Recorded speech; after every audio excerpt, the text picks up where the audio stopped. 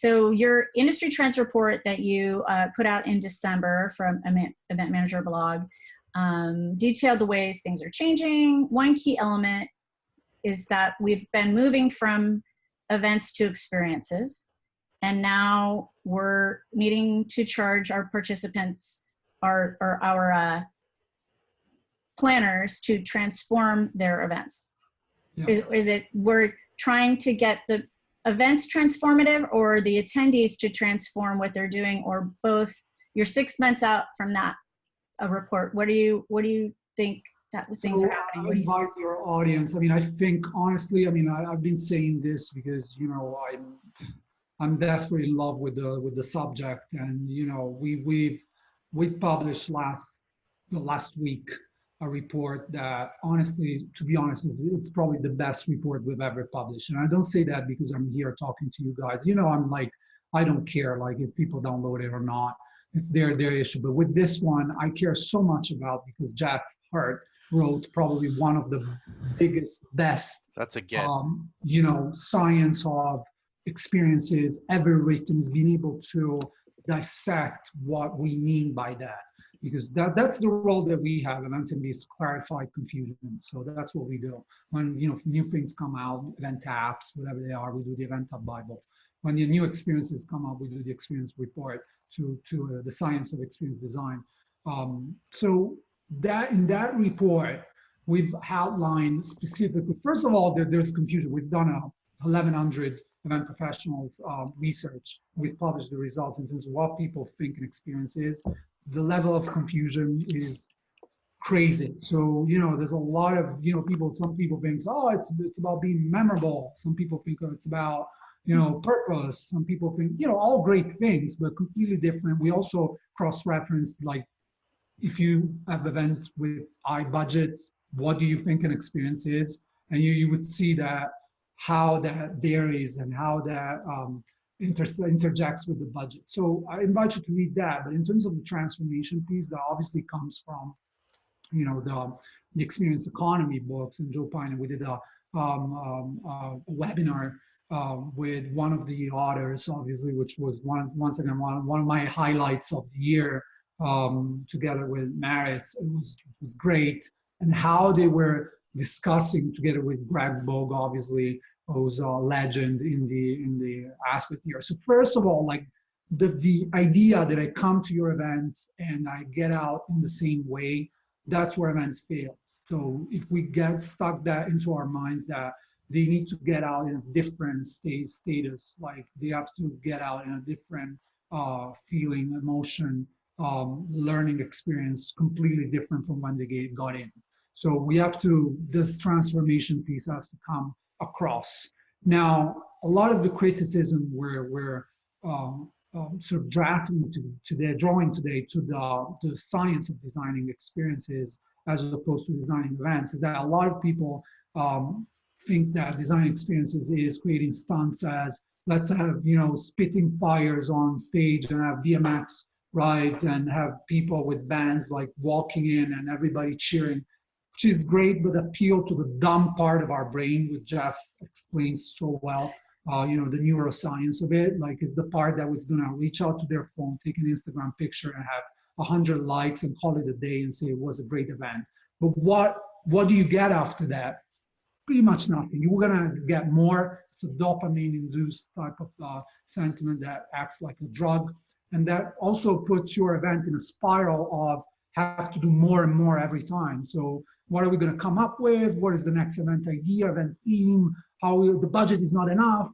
You know, budget is never enough. We're the highest economy ever, and budget is not enough. So that's sort of the spiral we want to avoid. And the transformation piece has to pass through content that is designed also in a way to elicit that transformation through horizontal interaction and connection, which we pass. You know, this podcast is for a mobile app, that it's about connecting people, and that piece is the one missing in most events, because at the end of the day, we evaluate experiences, we evaluate events based on the level of interaction we have with other people. So how do you connect attendees on the show floor with meaningful connection that involves the right part of the brain, the ones that plan, the ones that learns. that's going to lead to transformation in most cases. That's going to be making some events incredibly appealing. Now, you still have to use fun, you still have to have stunts and great things, but it's a great way to get into the brain.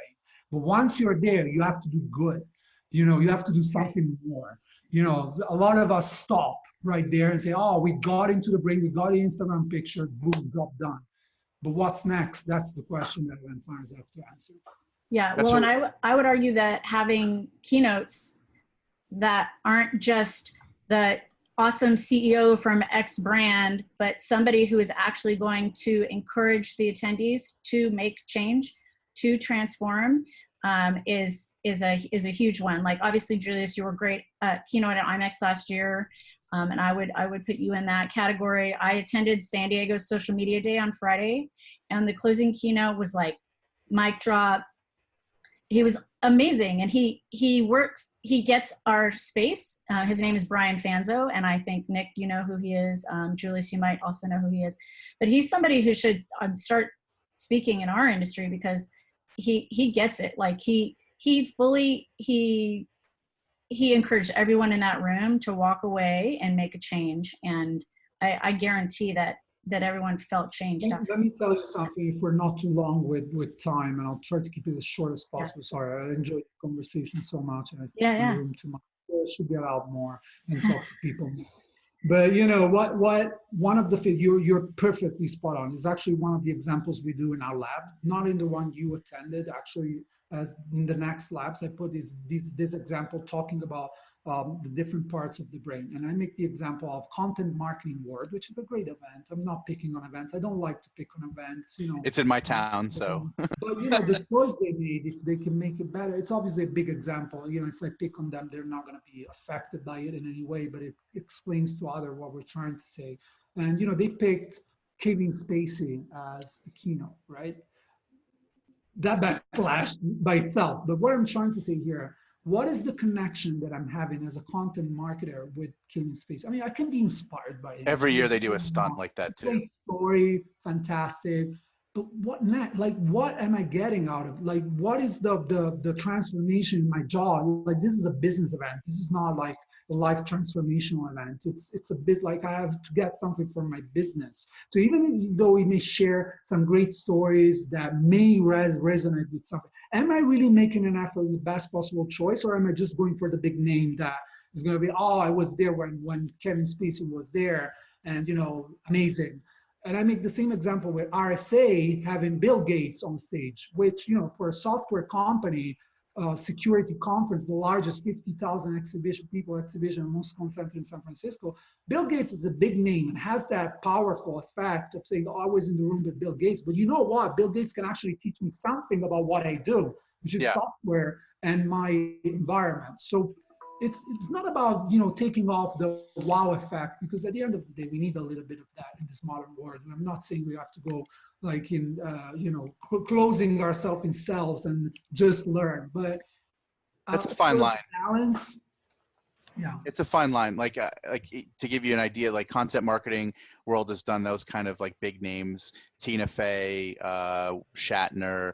This year it's Henry Rollins, which I believe, well, as someone who's seen him do spoken word before and kind of knows what he's about, I think it's the first kind of bold choice in that position, because yes, he's a quote unquote celebrity, but he has way more to say to content creators potentially of like punk rock ethos that if done right. So I'll take your point that it's a really hard line to be someone that, is what people feel like they need to have to say that they were there and also deliver on that. I think that some industries don't have the best ambassadors than other industries, and that makes it a little bit challenging. Let me challenge that, Nick, because I like to challenge Nick when we have calls like these and going back. I love it. Let me challenge that, because what are we doing there? Like, really going with the big name is laziness. Effectively, we're paying a big fee in return for big, noise about it. Like, when you could use that money to strategically find the people that could elevate that meeting into something different, revolutionize the concept, do a different keynote. People are going to still talk about that because they're challenged.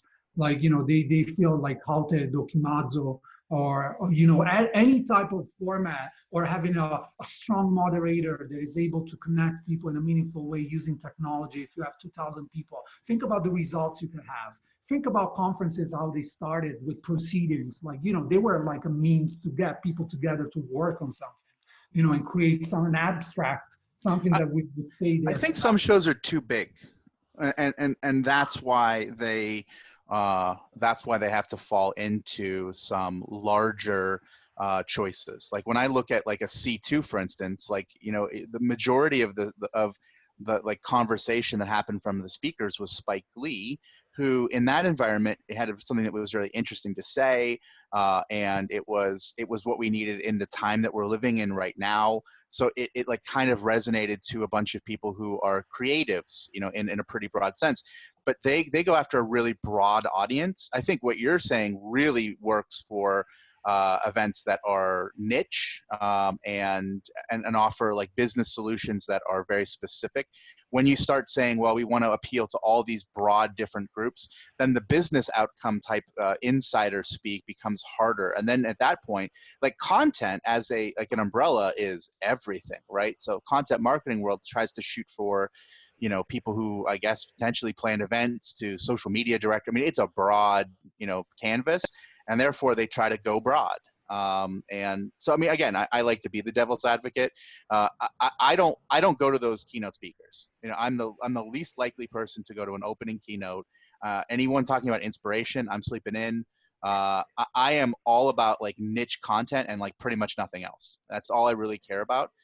So I'm with you on what I want is what you're saying. Yeah, I agree 100%. Like, I just know that there's people that need different things. And I look at post-event surveys, and I have, just as many negative things to say about those as I do anything else.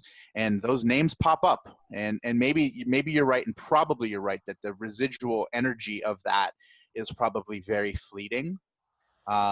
But if that's your only kind of like, ROI, then you look at those. Unfortunately, you weigh those post-event surveys way too much. They're trying to sell tickets, really, right? Yeah, I mean, the laziness is that they're trying to put butts in seats, and they think if XYZ is the band, if XYZ is the keynote, that they're going to sell more tickets. And I think what I hear you saying, Julius, is that's not necessarily the case. That they might, if they add more value, then you will see your show grow by the value that and the transformation that people get from it versus the temporary feeling of that was a cool person to be in person, right? Like Rude told Miguel something that he told me through the chain of like 2 weeks ago, was that it's like blowing my mind, and it's making it so concise. People choose to go to, now this is specifically conferences, but like let's say events, but conferences based on reputation, the same way they choose which university they go to. So when you have a dream university, you don't actually have a dream lecturer or a dream professor. You think you would, right? Because they're the star. They're the ones that are actually going to put their knowledge in your head. But instead, you actually just trust the body to have the results that you want. And I think that's how, it really makes me think, like, I think that's how most people vote with their time when it comes to conferences or events. If they trust in the legitimacy of the outcomes of how they'll feel and change with an organization, then they'll invest sight unseen to some extent, as long as they keep producing it on that value proposition. But it's more a question about 365 days of credibility than it is about, we've got Kevin Spacey this year, which is probably has diminished return in 2019. But yeah, I mean, No question.